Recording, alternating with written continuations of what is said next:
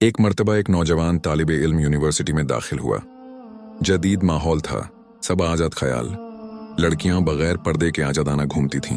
एक दिन उसने देखा कि एक लड़की हर रोज पूरे हिजाब और नकाब के साथ आती है। बाकी सब उसका मजाक उड़ाते कि इतनी गर्मी में भी तुमने खुद को कैद कर रखा है। वो लड़की मुस्कुरा कर कहती, मैं कैद में नहीं, हिफाजत में हूँ। नौजवान को उसके अल्फाज अजीब लगे, मगर उसकी शख्सियत और वकार ने उसे सोचने पर मजबूर कर दिया।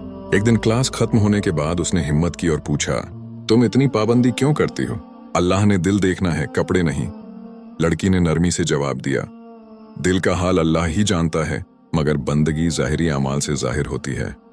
जैसे तुम यूनिफॉर्म से किसी की पहचान करते हो, वैसे ही मेरा पर्दा मेरी बंदगी की पहचान है।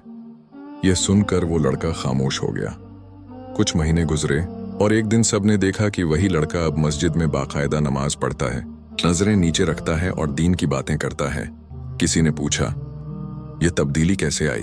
उसने जवाब दिया, एक बाहिया लड़की के पर्दे ने मुझे बेहयाई से बचा लिया। सबका पर्दा सिर्फ कपड़ों की ओट नहीं, बल्कि ईमान की हिफाजत और इज्जत का जेवर है। जिस औरत ने हया को अपना जेवर बना लिया, अल्लाह ने उसे दुनिया व आखिरत दोनों में इज्जत बख्शी।